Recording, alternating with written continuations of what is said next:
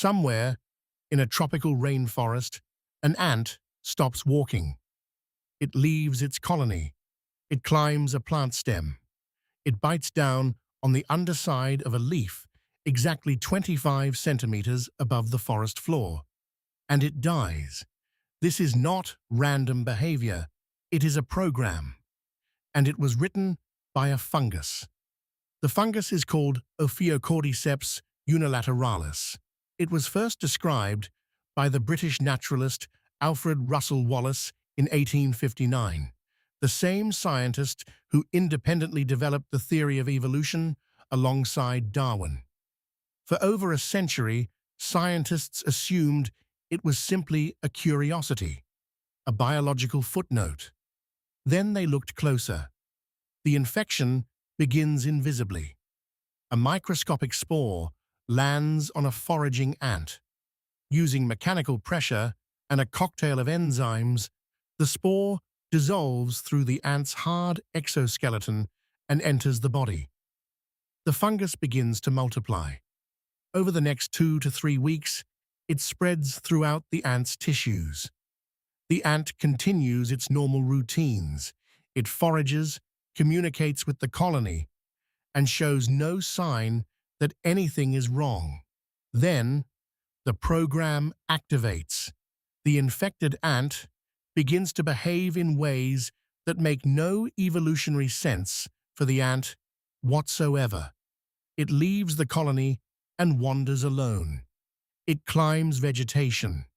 And at a specific time of day, typically around solar noon, when temperature and humidity are optimal for spore germination, it bites down onto the underside of a leaf and locks its mandibles in place with a final convulsive grip. It never releases. It dies there, clamped to the leaf. What happens next is where the fungus reveals its true engineering.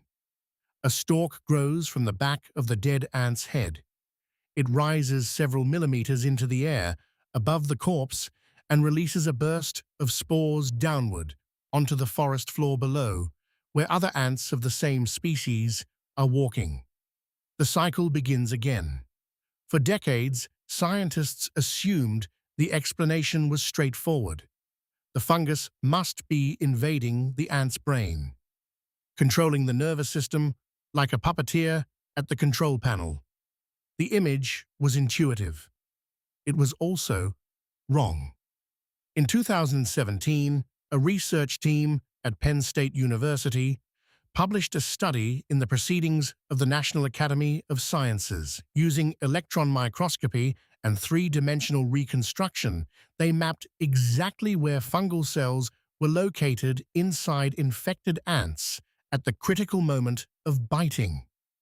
They expected to find fungal cells throughout the brain. They found almost none. The brain was largely intact. Instead, the fungal cells had surrounded and invaded the muscle fibers throughout the ant's entire body. They formed a continuous three-dimensional network wrapped around individual muscle bundles, concentrated at the points where nerves connect to muscles. The fungus was not controlling the brain. It was controlling the body directly at the hardware level, bypassing the nervous system entirely. This changes what the infection actually means. The ant's brain may still be generating signals. It may still be trying to resist, but the muscles no longer respond to those signals. The fungus has physically inserted itself between the command and the execution. The precision of what follows is difficult to explain by accident. Studies have documented that infected ants die within a narrow altitude range, consistently around 25 centimetres above the ground. They consistently choose the underside of leaves rather than the top. They die within a predictable window of time, correlated with conditions that maximize spore survival and dispersal distance. Researchers have measured this across multiple species, multiple continents, and multiple decades of field observation. The precision is reproducible. The fungus is not improvising. It has a strategy encoded in its biology, refined across millions of years of co-evolution with its hosts.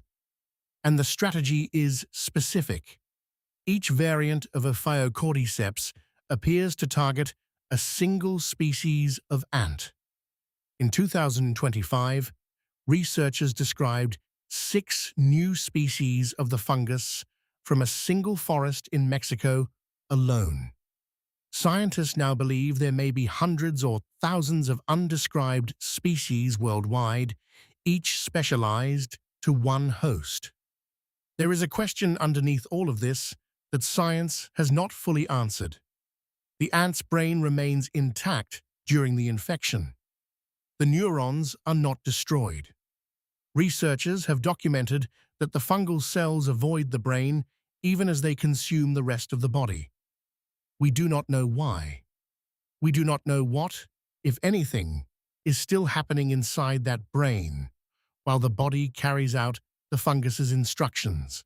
What we do know is this: the most sophisticated manipulation of animal behavior ever documented in science does not require a brain to be destroyed.